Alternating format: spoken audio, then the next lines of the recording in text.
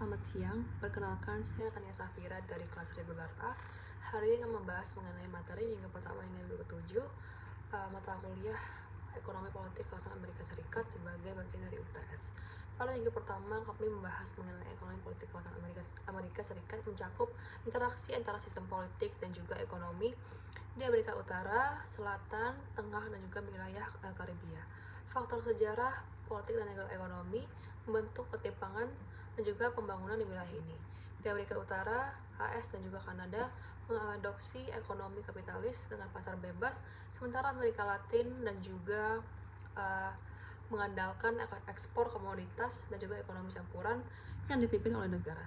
Struktur politik di Amerika Utara lebih stabil dengan demokrasi yang kuat, sedangkan Amerika Latin sering menghadapi ketidakstabilan dan juga sejarah kudeta militer. Ketimpangan sosial menjadi masalah utama dengan Amerika Latin memiliki ketimpangan tinggi, sedangkan negara-negara Amerika Utara memiliki jaringan pengaman sosial yang lebih baik. Perdagangan dan interaksi ekonomi di Amerika Utara tinggi melalui perjanjian seperti NAFTA atau juga USMCA, sementara Amerika Selatan Mercosur menghadapi tantangan. AS memiliki pengaruh di kawasan ini meskipun ada resistensi terhadapnya. Negara-negara Amerika Latin kaya akan sumber daya alam, tetapi sering tergantung kepada ekstraksi yang menyebabkan kerusakan lingkungan dan juga ketegangan sosial. Lalu pada minggu kedua, kami membahas mengenai beberapa teori dan juga konsep yang sering digunakan dalam ilmu sosial juga ilmu politik serta ilmu hubungan internasional, terutama yang berkaitan dengan sistem sosial, struktur kekuasaan dan juga analisis dunia. Teori wilayah membahas wilayah sebagai unit sosial, ekonomi, politik dan juga budaya yang berfokus pada integrasi internal dan juga hubungan eksternal. Contohnya Amerika Utara, AS, Kanada dan juga Meksiko sangat terintegrasi melalui program perjanjian perdagangan seperti USMCA dengan AS sebagai penguasa ekonomi dan juga politik. Sementara itu, Amerika Latin memiliki blok regional seperti Mercosur yang mencerminkan upaya integrasi meskipun ketegangan internal juga ketimpangan ekonomi menghambat kesatuannya. Lalu ada sistem dominasi juga subordinasi yang menggambarkan hubungan hierarkis di mana kekuatan dominan mengontrol dan juga mempengaruhi wilayah yang lebih lemah. Di kawasan Amerika sendiri seringkali mendominasi negara-negara Amerika Latin baik secara ekonomi, politik juga maupun militer, seperti terlihat dalam doktrin Monroe atau intervensi di negara-negara seperti Kuba atau Venezuela. Lalu ada sistem inti, perifer, dan juga invasif yang mengacu kepada teori sistem dunia yang membagi dunia menjadi inti, periferi, juga sistem semi-periferi. AS dan Kanada adalah bagian dari inti global yang mengendalikan inovasi dan kebijakan perdagangan global, sementara banyak negara di Amerika Latin berfungsi sebagai daerah perifer yang bergantung kepada ekspor bahan mentah dan juga produk pertanian.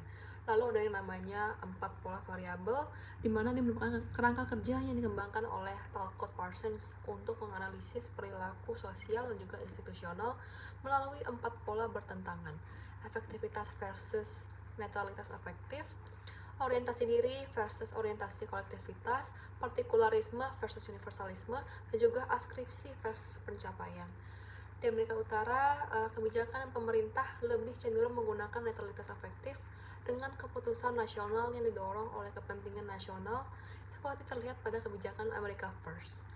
Sisi lain, di Amerika Latin, emosi dan juga hubungan personal seringkali mempengaruhi kebijakan politik, seperti yang terlihat pada gerakan populis yang mengutamakan efektivitas dalam menarik dukungan, contohnya di Venezuela atau di Brazil.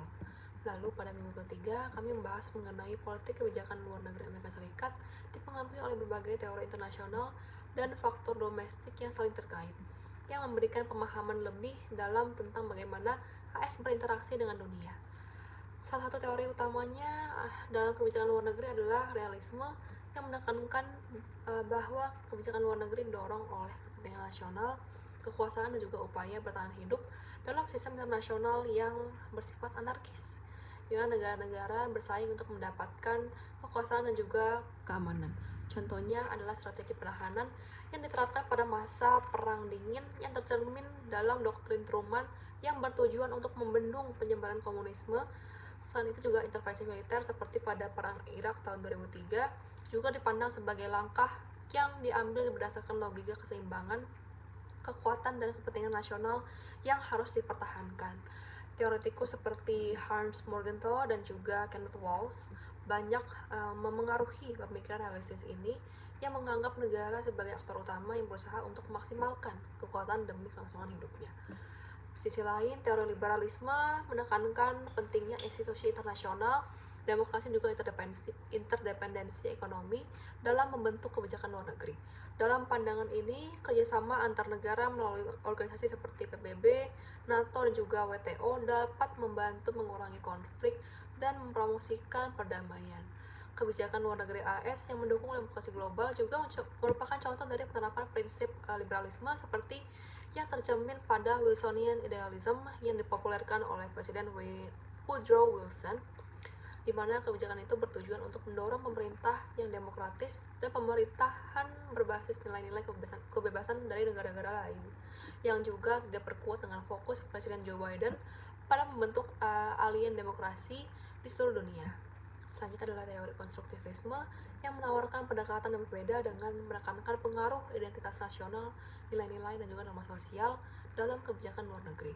Menurut konstruktivisme, kebijakan luar negeri AS tidak hanya dipandu oleh kepentingan materi atau kekuasaan, tetapi juga ideologi dan nilai-nilai yang dianggap penting oleh negara tersebut, seperti perang terhadap terorisme yang digagas setelah serangan dari 9/11 sering digambarkan sebagai perjuangan moral, bukan hanya sekedar masalah keamanan atau militer. Selain itu juga AS sering mempromosikan HAM dan juga demokrasi sebagai bagian dari identitas globalnya dengan menganggap hal ini sebagai kewajiban moralnya di panggung dunia. Lalu selain dari teori-teori ini, kebijakan luar negeri AS juga sangat dipengaruhi oleh faktor domestik seperti digunakan untuk memahami dinamika internal dalam pengambilan keputusan kebijakan luar negeri adalah model politik birokratis yang menyatakan bahwa kebijakan luar negeri seringkali dipengaruhi oleh persaingan antara birokrasi pemerintah seperti antara Departemen Pertahanan atau Pentagon yang lebih condong pada pendekatan militer dan Departemen Luar Negeri atau State Department yang lebih fokus pada diplomasi. Jadi selain itu, ada juga teori dua tingkat permainan yang dikembangkan oleh Robert Putnam, menunjukkan bahwa pemimpin AS seringkali harus menyeimbangkan tekanan domestik dengan tekanan internasional dalam mengambil keputusan. Misalnya, perjanjian nuklir dengan Iran yang dilakukan pada masa pemerintahan Presiden Barack Obama harus menghadapi oposisi domestik, terutama dari Kongres AS dan juga kelompok tertentu yang menentang kesepakatan tersebut meskipun telah mendapat dukungan dari komunitas internasional. Dan juga ada opini publik yang memainkan peran penting dalam menentukan arah kebijakan luar negeri AS, seperti yang terlihat pada perang Vietnam dan juga perang Irak.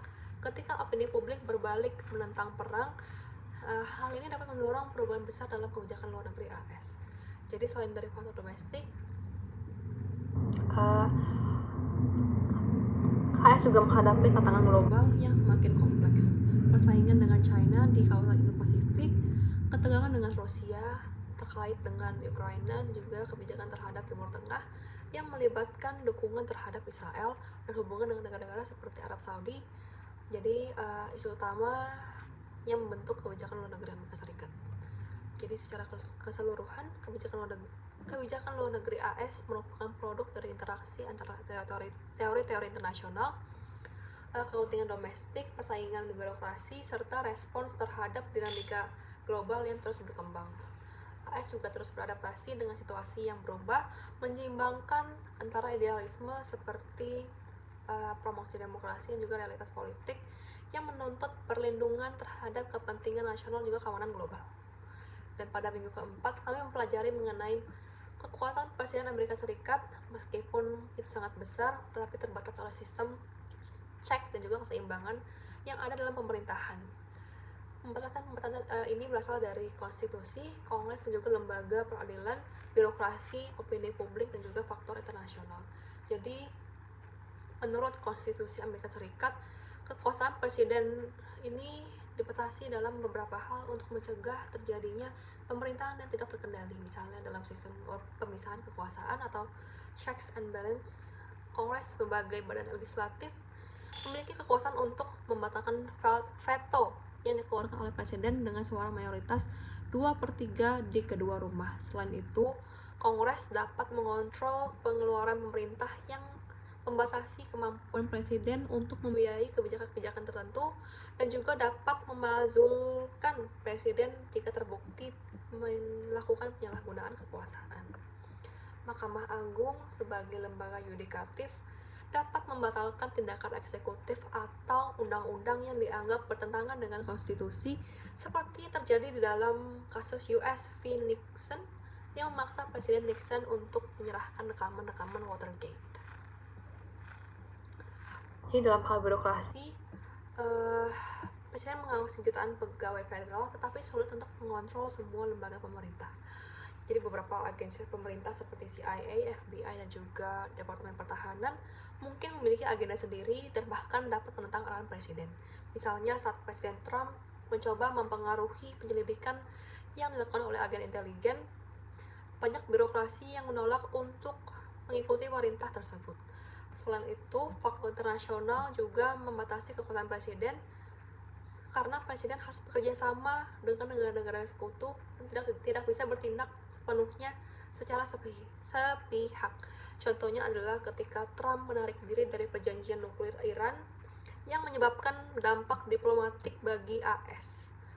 Presiden juga tidak dapat mengendalikan ekonomi sepenuhnya karena Federal Reserve memiliki interdependensi sendiri, seperti halnya dengan tekanan publik untuk menurunkan harga bahan bakar yang tidak dapat dilakukan langsung oleh presiden.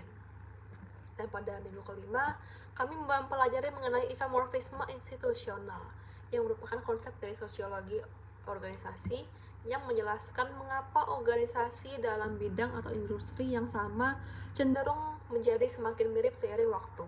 Konsep ini pertama kali diperkenalkan oleh Paul DiMaggio dan juga Walter Powell dalam makalah mereka pada tahun 1983, The Iron Cage Revisited Institutional Isomorphism and Collective Rationality in Organizational Fields. DiMaggio dan Powell mengidentifikasi 3 mekanisme utama menyebabkan isomorfisme, yaitu isomorfisme koersif, isomorfisme mimetik, dan juga isomorfisme normatif.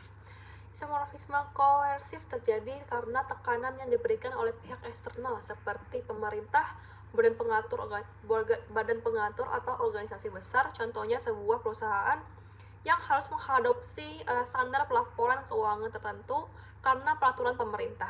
Isomorfisme mimetik terjadi ketika organisasi meniru model yang sukses, terutama saat ada ketidakpastian. Sebagai contoh, sebuah perusahaan startup yang meniru model bisnis pesaing yang sukses. Sementara itu, isomorfisme normatif terjadi akibat profesionalisasi dan pengaruh pendidikan serta jaringan profesional. Misalnya, rumah sakit menerapkan prosedur medis standar karena norma yang ditetapkan oleh asosiasi medis. Lalu pada minggu ke-6 kami mempelajari mengenai theories and histories about the structure of contemporary international security, di mana pertama, teori dalam keamanan internasional, ada realisme, di mana negara hidup dalam sistem anarki dan mengutamakan kekuatan serta kelangsungan hidup. Keamanan bergantung kepada kekuatan militer dan juga keseimbangan kekuasaan. Lalu ada liberalisme yang mengutamakan kerjasama internasional dan interdependensi ekonomi dapat menciptakan perdamaian. Organisasi internasional seperti PBB berperan dalam menjaga konflik. Lalu ada konstruktivisme, di mana keamanan ditentukan oleh norma sosial dan juga persepsi, bukan hanya kekuatan material. Ancaman keamanan bersifat socially constructive. Lalu ada konstruktivisme, Lalu ada critical security studies, di mana fokus pada keamanan manusia termasuk ancaman non-militer seperti perubahan iklim dan juga pandemi. Teori securitization menjelaskan bagaimana suatu isu bisa dipandang sebagai ancaman keamanan. Lalu kedua ada sejarah keamanan internasional, di mana pada abad ke-19 keseimbangan kekuasaan di Eropa melalui aliansi untuk menjaga stabilitas. Periode antara Perang Dunia I dan juga Perang Dunia II, LBB gagal mencegah Perang Dunia II menunjukkan perlunya institusi internasional yang lebih kuat. Lalu ada Perang Dingin yang terjadi antara tahun 1947 sampai 1991, persaingan antara US dan juga Uni Soviet sebagai strategi deterrence nuklir dan juga perang proksi. Aliansi militer seperti NATO juga Pakta Warsawa terbentuk. Lalu juga adalah era pasca 9/11 di mana terorisme menjadi ancaman utama, diikuti oleh perang asimetris dan juga keamanan siber. Dan terakhir adalah tantangan keamanan pada abad ke-21, di mana ketegangan AS Tiongkok, ada juga proliferasi nuklir, serangan cyber, keamanan iklim, serta penggunaan kecerdasan buatan dalam militer. Lalu pada minggu ke-7, kami membahas mengenai kapitalisme, sosialisme, dan juga komunisme, yang merupakan 3 sistem ekonomi politik utama yang berbeda dalam cara mereka mengatur sumber daya, produksi, juga distribusi kekayaan dalam masyarakat. Pertama, kapitalisme adalah sistem ekonomi yang berlandaskan pada kepemilikan pribadi atas alat produksi dan juga penggunaan mekanisme pasar bebas untuk menentukan harga serta distribusi barang dan juga jasa. Ciri khas kapitalisme adalah adanya kepemilikan pribadi, pasar bebas yang mengatur harga, adanya kompetisi yang mendorong inovasi, serta motivasi keuntungan sebagai pendorong utama aktivitas ekonomi. Pemerintah dalam sistem ini berperan sebagai terbatas, hanya sebagai pengatur bukan pengendali langsung. Lalu kedua adalah sosialisme, di mana ini merupakan sistem ekonomi yang menekankan kepemilikan bersama atau kepemilikan negara atas alat produksi. Jadi sistem ini berusaha untuk memastikan distribusi kekayaan yang lebih merata melalui peran aktif pemerintah dalam mengatur sektor ekonomi utama, serta memastikan layanan dasar seperti pendidikan dan juga kesehatan tersedia bagi semua lapisan masyarakat. Lalu ada komunisme, yang merupakan sistem ekonomi dan politik yang berusaha menghapuskan kepemilikan pribadi dan menggantinya dengan kepemilikan bersama oleh masyarakat diatur oleh negara. Jadi dalam sistem ini tidak ada kelas sosial dan juga distribusi kekayaan dilakukan berdasarkan kebutuhan juga bukan melalui kemampuan. Jadi secara umum masing-masing sistem memiliki kelebihan dan juga kekurangan. Kapitalisme unggul dalam hal inovasi dan juga efisiensi, namun seringkali menciptakan ketimpangan sosial. Sosialisme berusaha mengurangi ketimpangan sosial, namun dapat menghambat inovasi. Komunisme berusaha menciptakan kesetaraan penuh, namun seringkali gagal karena kurangnya kebebasan dan juga insentif ekonomi. Sebagian besar negara di dunia mengadopsi sistem ekonomi campuran, menggabungkan elemen-elemen dari ketiga sistem tersebut untuk menciptakan keseimbangan antara pertumbuhan ekonomi dan juga kesejahteraan sosial. Jadi itu semua materi yang telah saya dapatkan dari minggu pertama hingga minggu 7. Terima kasih atas perhatiannya.